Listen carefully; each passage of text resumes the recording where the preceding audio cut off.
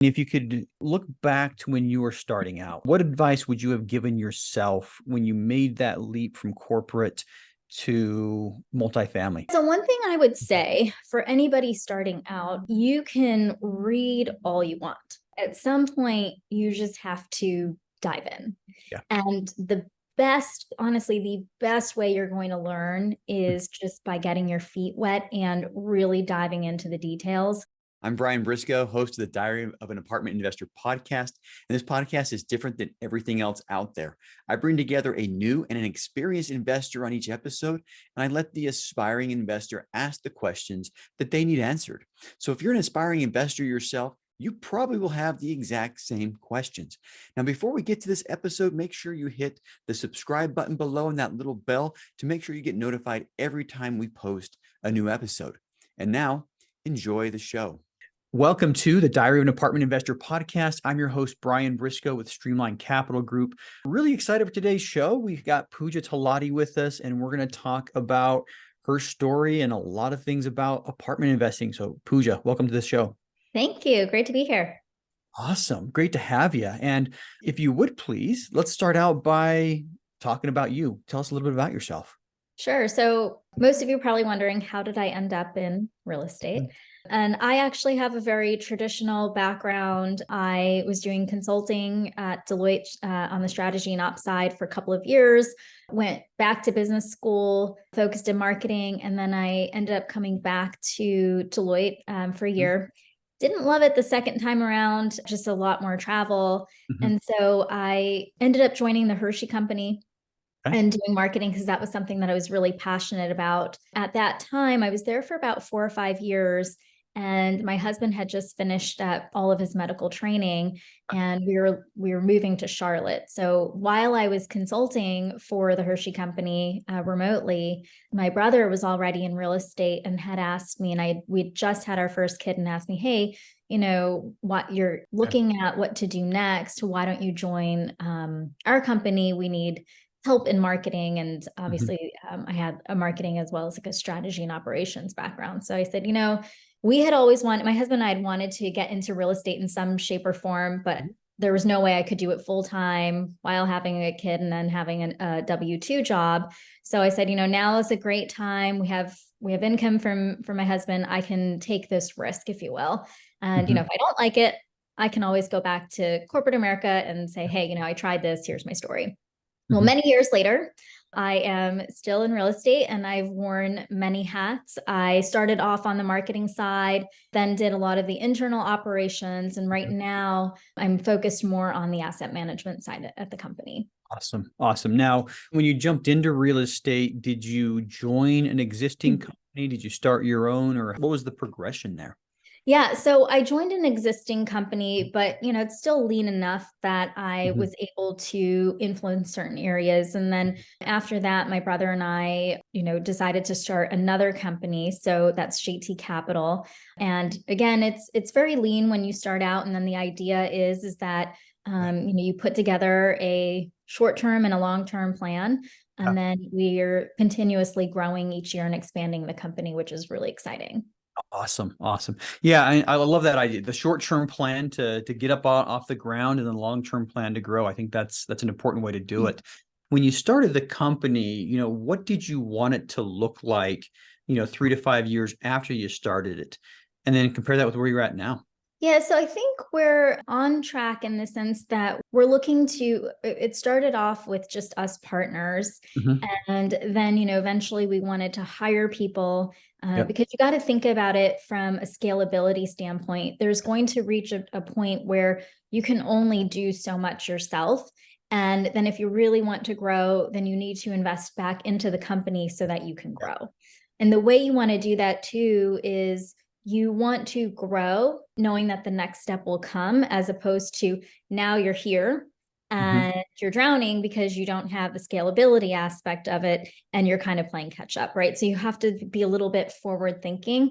I do think that this current market has probably changed course for a lot of folks. We obviously are very stringent in what deals we're looking for just because of the market. A lot of stuff just isn't penciling out. And so I think part of it is patience and saying, okay, now it's this type of market. What do we want to look for? What do we want to do? So I think it's also really important while you have your short and long-term plans to just be a little bit agile in the process. Yeah. Something you mentioned is when you're thinking with scaling in mind, I look at it at the point, somebody said this once to me, and I think it's absolutely true.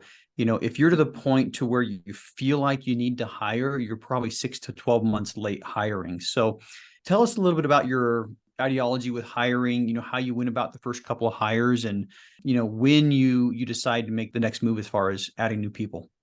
When we decided from the asset management side, we had grown enough where, let's just say, when you're scratching the surface and then there's so much more you could do, we realized it would be great to have somebody else so that we can get even more granular, but then also set up the right processes so that we can essentially reduce the amount of time that we're spending doing certain things, set up that process, and then that will help us scale. So we knew we wanted the first person. They came on board. They have been absolutely fantastic. In fact, they just got promoted. That's how amazing they were.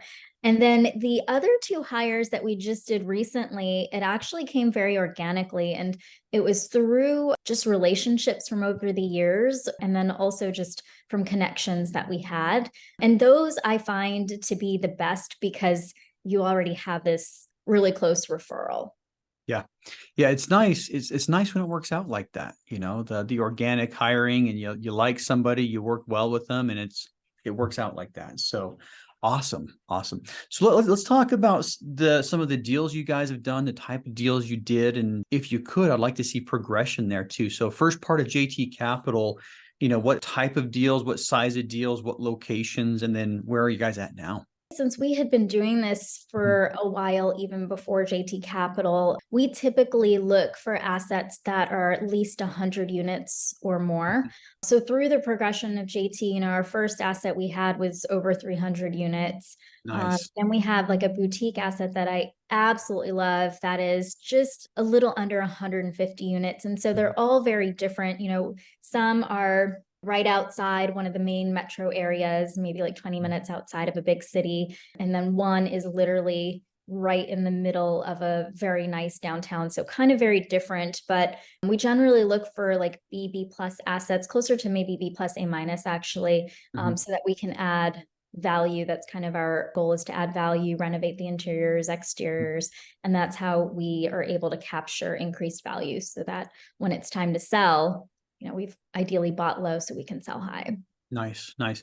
Now, the BB plus, just curious, why do you like those assets as opposed to other asset classes? So I think that, and this is just, I think it's all personal, right? What you're looking for. And at our company, we decided, okay, we definitely want to hone in on a certain type of asset class. I didn't personally want to really look at the C or the D class assets. It's just not what our company guidelines are for what we want to do when we acquire assets.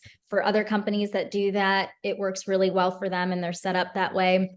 Yep. I think there's a lot of high risk and high reward, but we decided we don't want to go on the higher risk side, if you will. And then, part of it is just I do the asset management. You learn a lot over the years, and I could tell you I've had some crazy stories, and sometimes things have happened multiple times. And you're like, okay, first time was scary. Second time, you're like, okay, I know exactly what to do. Not a big. Yeah, that's true. That's true. And incidentally, I like the B class assets. I started out doing a whole bunch of C class, and in a way, I think we've graduated to B class, but I think it's where you kind of get the best of both worlds, in my opinion, especially if you're doing the value adds. I mean, if you're at a B to a B plus, there's always room to make it better, especially if you're buying a B class asset.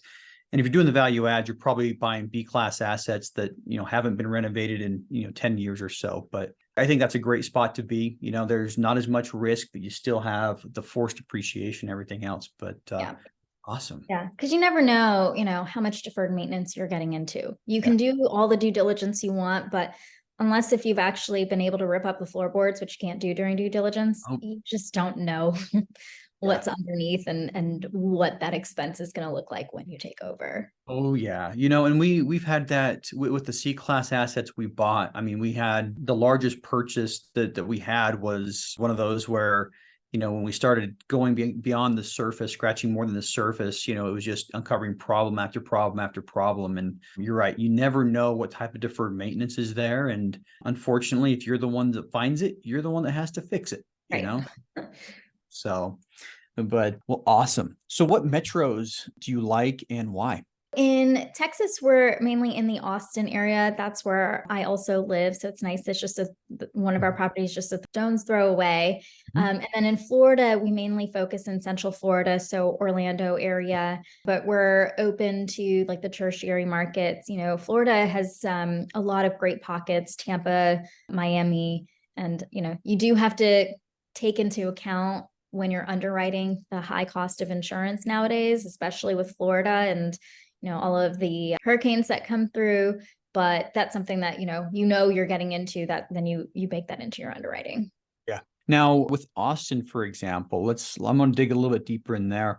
I just want to hear your thoughts. I mean, a lot of people have said that like Austin's beyond its prime and it kind of peaked. What are your thoughts and what are you seeing since you live there? What are you seeing in Austin right now? Yeah, I think obviously during COVID, we had just a huge influx of people come in and the prices skyrocketed.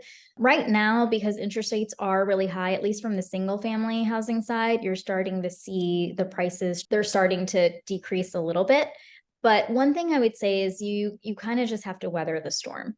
And what I mean by that is there's just a good amount of supply that's coming up right now, and it was unprecedented. It's been the most they've ever seen in this area. So it's just really competitive when you're dealing with all of the concessions in the market. But the way that you kind of look at that is at some point that's going to settle out. And whoever is going to be buying these lease ups, once they're leased up, they're not going to be, renting these out for the competitively really, really low rates that they are right now.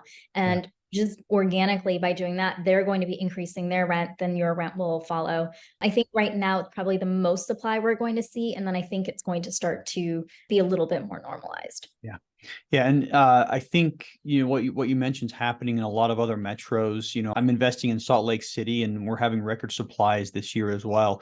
But, how fast are these units, being filled? If there is that extra demand, obviously when you brought a new supply on there, it's going to take a while for them to fill up. But once they're filled up, I mean, things are back to relative normal, like you were saying. And then with where rates are right now, I think we're going to see a couple of very lean years as well. So awesome. Well, hey, thanks for all of that. Appreciate your insights on what's going on there. So another question I'd like to ask, and that's what's next for you? I'm excited to share. So JT Capital, we are launching the JT Capital Strategic Income Fund. So I do want to share a little bit about this investment opportunity with everybody today. This particular fund, it's seeking to provide investors a diversified source of income along with like equity upside. And this is really based off of capitalizing on the robust fundamentals of institutional grade quality assets for multifamily sector, again, primarily focused in the Texas and Florida markets. Overall, the fundamentals for multifamily remain strong. And we believe that right now, there is a small window here that is going to be a great buying opportunity. And so we want to be able to capitalize on that because there is going to be a shortage of funding. So we have a proven track record of managing over $1.5 billion of transactional volume, strategically identifying opportunities with just well-established network from like real estate operators to lenders and private equity partners, alongside with some partners. So over the years, we've just developed those relationships. The fund in particular will have 2 asset classes or share classes. We're going to be targeting around 8 to 12 assets during a 3 to 5 year anticipated life. So if that's something that interests you, feel free to reach out at invest@jtcapitalgroup.com to learn more. Yeah. Awesome. I think, I think funds are a really good way to go for investors. And a lot of people like the ability to pick and choose deals, but I think funds are a little bit safer and you still get all the same benefits of real estate. So it sounds awesome. And we'll put a link to that in the show notes to make sure if people are interested, they can just click and the internet will whisk you away to their website. So Perfect. awesome. So a couple of questions for you. I mean, if you could look back to when you were starting out, what advice would you have given yourself when you made that leap from corporate to multifamily? So one thing I would say for anybody starting out, you can read all you want. At some point, you just have to dive in. Yeah. And honestly, the best way you're going to learn is just by getting your feet wet and really diving into the details. It's really, again, like you can read all the books. I've read a bunch of books, and I'll be honest with you, from an asset management side, it was just so high level that you really don't know until you get into it. And I'd say same with, like, you can take all the classes you want, but they're not going to share with you all the nitty gritty. The second thing I would say is just be ready to be agile, flexible, nimble. If you ask anybody, what is a typical day like for a real estate operator? There is no typical day. Yeah. It varies tremendously. And it can be a lot of fun and there's a lot of work involved. So just be prepared that it is an investment. I find it would be really difficult if I was also having a day job and doing what I do. It's just not possible if you want to do it really well. Yeah, I agree. Awesome. So next question, similar lines, you talk about jumping into kind of real estate from your corporate job. How about starting a new company when you guys did that? What's some advice you'd give yourself, if you were able to, hop in a time machine and go back and talk to yourself, what's some of that advice you'd give yourself there?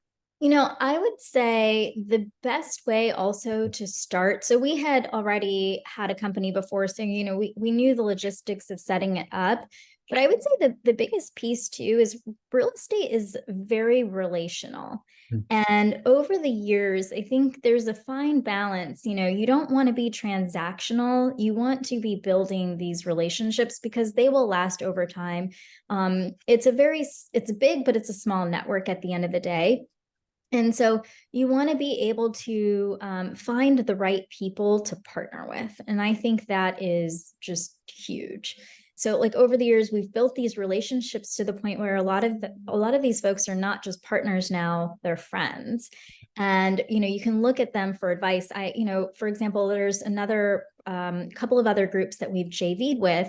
And even though we may not be doing every deal together, we call each other up all the time to just bounce ideas like, hey, I'm running into this challenge for occupancy. These are the things that I'm doing. What have you been seeing right now in your market? It might be a completely different market, but it's just being able to feel comfortable to pick up the phone and call somebody else that's not at your company, but you can trust to get real advice. And if you can do that early on, I think it will really help set you up for success. So you don't feel like you're on an island alone. Like there are people willing to help you out. Yeah. And that's something that I do like about this industry. I mean, it ends up in a way you're talking with a lot of people in other companies that theoretically should be your competitors and end up, I found so many people to be just like that, where you pick up the phone, you call someone like, hey, I'm running into this, what would you suggest? And it's very refreshing to have a community like this. So absolutely. Yeah. All right. The last question for you as we wrap things up, how can listeners learn more about you? Yeah, so if you want to learn more about JT Capital, you can visit www.jtcapitalgroup.com, or you can email us at invest@jtcapitalgroup.com. Awesome. Perfect. And we'll make sure that's also in the show notes for anybody who wants to check them out. So thank you very much for coming on today's show. Very much appreciate your time. Thank you. Hey, if you like that episode, make sure to subscribe. But more importantly, if you haven't joined our multifamily educational community yet, which we call a Tribe of Titans, you are missing out. Get 30 days free by clicking the link in the description to this episode, or go to thetribeoftitans.info, and we'll see you there. you.